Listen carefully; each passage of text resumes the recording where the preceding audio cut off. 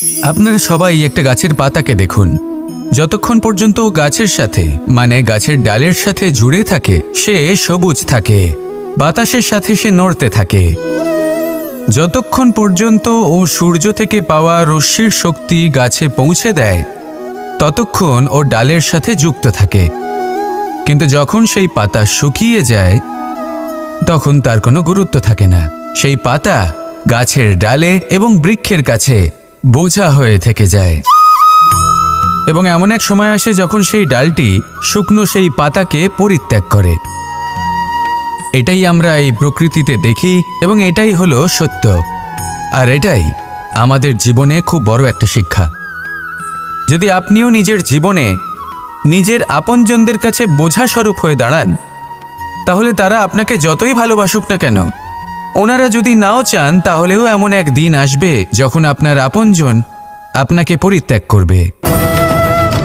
সেই জন্য সবসময় আত্মনির্ভর হয়ে ওঠার চেষ্টা করুন, নিরন্তর পরিশ্রম করতে থাকুন, কারোর উপর বোঝা হয়ে থাকবেন না, বরং তার সাথে মিলে দায়িত্ব পালন করুন। এমনটা করবেন তাহলে আপনার সম্মানও বজায় থাকবে এবং সম্পর্কের মধ্যে আপনার মূল্যও বজায় থাকবে। আসুন আর আমার সাথে ভালোবেসে বলুন, রাধা রাধা। প্রেম 2.5 অক্ষর, মাত্র 2.5 অক্ষরের এই শব্দ প্রেম, এর মধ্যে ত্রিলোকের এবং সমগ্র ব্রহ্মাণ্ডের বীজ নিহিত আছে। এমন কি আছে যা এই প্রেম করতে পারে না? যেখানে শক্তি এবং বিদ্যা প্রয়োগ করে আপনি কিছুই করতে পারবেন না, সেটাও প্রেম দ্বারা অর্জন করা সম্ভব। প্রেম চাইলে পাথরেও ফুল ফোটাতে পারে। প্রেম চাইলে ন্যাড়া পাহাড়ের বুক চিরে নদীপথ তৈরি করতে পারে। চাইলে নিরক্ষর ব্যক্তিকে সংসারের শ্রেষ্ঠ জ্ঞানী করে তুলতে পারে। শুধুমাত্র এই প্রেমের জন্য সবার দুষ্ট কানাই ঘনশ্যাম হয়ে উঠেছিল। শুধুমাত্র এই প্রেমের টানেই ত্রিলোকের স্বামী দ্বারকাধীশ নির্ধন সুদামার পদসেবাও করেছিলেন। এই প্রেম হলো সংসারের সবথেকে বড় শক্তি। এই সংসারের আধার হলো প্রেম। এমন কিচ্ছু নেই যা এই প্রেমের পক্ষে সম্ভব নয়। যেখানে বিদ্যা এবং শক্তি সাহায্য করতে পারে না, সেখানে এই প্রেম আপনাকে জয়ী করে দিতে পারে। তাহলে আসুন আর আমার সাথে ভালোবেসে বলুন, রাধা রাধা।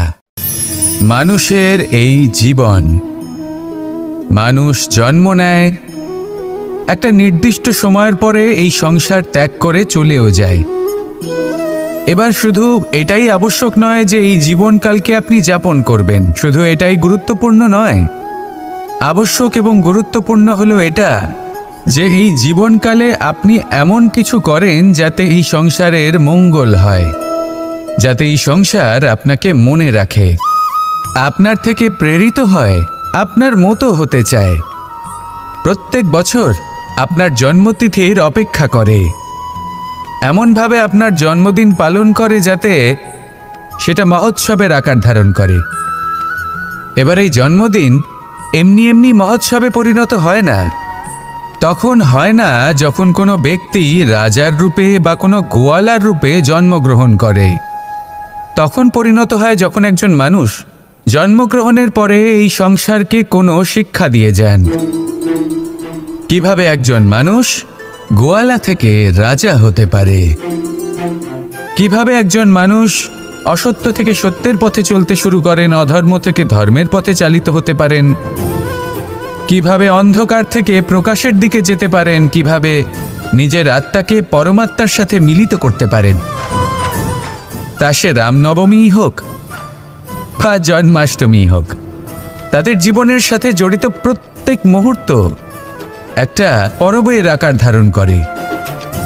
তাহলে আপনিও এইভাবে নিজের জীবন যাপন করতে থাকুন। এই সংসারে শুধু ভালোবাসা বিতরণ করুন, কিছুটা এমনভাবে বিতরণ করুন যাতে আপনি এই সংসার থেকে চলে যাওয়ার পরেও এই সংসারে আপনি শুধুই ভালোবাসা বিতরণ করতে পারেন। যদি আপনি এরকম করেন, সংসারকে প্রেরণা দেন, তাহলে আপনার জীবনও রাধা কৃষ্ণের প্রেমের মতোই অলৌকিক এবং দৈব হয়ে উঠবে। আসুন আর আমার সাথে ভালোবেসে বলুন, রাধা রাধা। কথায় আছে সংসারে নাকি সকল রোগের ওষুধ আছে। যদি আপনি নিজের শরীরকে ভালোবাসেন তাহলে ব্যায়াম করুন, যদি নিজের নিঃশ্বাস প্রশ্বাসকে ভালোবাসেন তাহলে প্রাণায়াম করুন, যদি আপনি নিজের আত্মাকে ভালোবাসেন তাহলে ধ্যান করুন, কিন্তু যদি আপনি নিজের জীবনকে পরমাত্মাকে ভালোবাসেন তাহলে সকলকে ভালোবাসতে থাকুন। এই ভালোবাসা অত্যন্ত গুরুত্বপূর্ণ এবং আবশ্যক।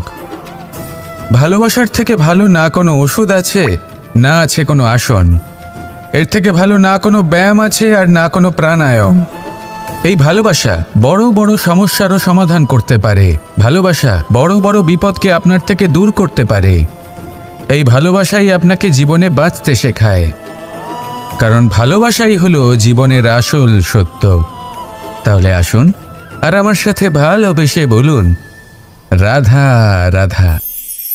অর্থ, দ্বিতীয় পুরুষার্থ। এই অর্থ বলতে বেশিরভাগ মানুষই ধন মনে করেন, কিন্তু যদি অর্থের তাৎপর্য শুধুমাত্র ধন হয় তাহলে তা কিন্তু অত্যন্ত অনর্থকারী। তাহলে অর্থের অর্থ কি? অর্থ সেটাই যা আমাদের জীবনের জন্য প্রয়োজনীয়, যা আমাদের সুখ দান করে, শান্তি প্রদান করে, কারণ সেটাই সবথেকে মূল্যবান। মাতা পিতা, বন্ধু, আত্মীয় স্বজন, গুণ, পুণ্য, জ্ঞান, এই সব কিছু মিলে অর্থ তৈরি হয়। আর সঠিকভাবে বলতে গেলে এটাই কিন্তু জীবনের আসল অর্থ।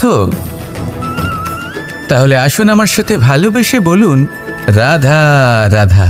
দিশা আমাদের পথ প্রদর্শন করে, আর আমরা এই দিশার মধ্যেও পবিত্র অপবিত্র, শুভ অশুভ জিনিস খুঁজে পাই। কিন্তু প্রশ্ন হলো এটাই যে সত্যি কি এই দিশা পবিত্র বা অপবিত্র হয়, শুভ বা অশুভ হয়? সত্যি কথা বলতে দিশা শুধুই একটা দিক মাত্র, কিন্তু সেই দিকে যে ব্যক্তি থাকেন তার কর্ম হয় শুভ হয়, নয় অশুভ হয়। যেমন ধরুন সূর্য, সূর্য যাকে ছাড়া আমাদের জীবন চলতে পারে না। উনি উদিত হন পূর্ব দিক থেকে, এবং এই কারণে সূর্য মহান নন বা পবিত্র নন যে উনি পূর্ব দিক থেকে উদিত হন। উনি এই কারণে মহান কারণ উনি আমাদের সকলকে প্রকাশ প্রদান করেন, এবং পূর্ব দিক এই কারণে মহান কারণ সেদিক থেকে সূর্যোদয় হয়। এবার সূর্যাস্ত হয়ে থাকে পশ্চিম দিক থেকে, আর তাই বেশিরভাগ মানুষ পশ্চিমকে অশুভ মনে করেন, অপবিত্র মনে করেন। সেখানেই যদি আমি উত্তর এবং দক্ষিণের কথা বলি তাহলেও সেই একই ব্যাপার। উত্তর দিকে যদি আমরা কখনো যাত্রা করতে চাই তাহলে আমরা নিঃসংকোচে কোনো ভাবনা চিন্তা ছাড়াই যাত্রা করতে পারি। সেখানেই দক্ষিণ দিকে যদি আমরা যাত্রা করতে চাই তাহলে আমরা শুভ মুহূর্ত খুঁজি। কারণটা কি? কারণ উত্তর দিকে হিমালয় পর্বত আছে, যেখানে আমরা জড়িবুটি খুঁজে পাই, যেখান থেকে পবিত্র নদী প্রবাহিত হয়। সেখানেই দক্ষিণ দিকে আছে বিশাল নোনা জলের সাগর। এমন একটা স্থানও আছে যেখানে লঙ্কাপতি রাবণ থাকতেন। আর হয়তো এই সকল কর্মের কারণেই আমাদের দৃষ্টিভঙ্গি এমন হয়ে গেছে। তাই আপনার কর্ম সবসময় যথাসম্ভব শ্রেষ্ঠ রাখুন, কারণ আপনার কর্ম শুধু আপনার জন্যই নয়। আপনি যেখানে আছেন, আপনার কুল, আপনার স্থান, আপনার দিশা, এই সব কিছুর ওপর তার প্রভাব পড়বে। তাই সবসময় শুভ কর্ম করুন এবং আমার সাথে ভালোবেসে বলুন, রাধা রাধা। কখনো কোনো বৃক্ষকে দেখেছেন? এই ধরিত্রী থেকে ততটুকুই জল নেয় যতটুকু তার প্রয়োজন। কোনো প্রাণীকে দেখুন, এই প্রকৃতি থেকে ততটুকুই খাবার গ্রহণ করবে যতটুকু তার খিদে রয়েছে। খিদে মিটে গেলে আর খাবে না। এবার মনুষ্যকে দেখুন, সে নিজের জীবনে যা কিছু পেয়েছে, বস্তু, ধন, খাবার, শক্তি, প্রয়োজনের থেকে অনেক বেশি লাভ করার চেষ্টা করে থাকে। প্রয়োজনের থেকে বেশি যদি পেয়েও যায় তাহলেও তার কম মনে হয়। এবার এরকম ঠিক কেন হয়? এর পিছনের কারণ কি? কারণ হলো লোভ। লোভের আগুন কিছু এমন হয়, যদি মানুষের মনে একবার প্রজ্বলিত হয় তাহলে শুধু বাড়তেই থাকে। ততক্ষণ বাড়বে যতক্ষণ না আপনি নিজে তাকে বাধা দিচ্ছেন। তবে এই লোভের আগুন নিয়ন্ত্রণ করা সম্ভব। পরিমিতিবোধ, পরিমিতি বোধের চিন্তা। আপনাকে শুধু নিজেকে একটা সরল প্রশ্ন করতে হবে।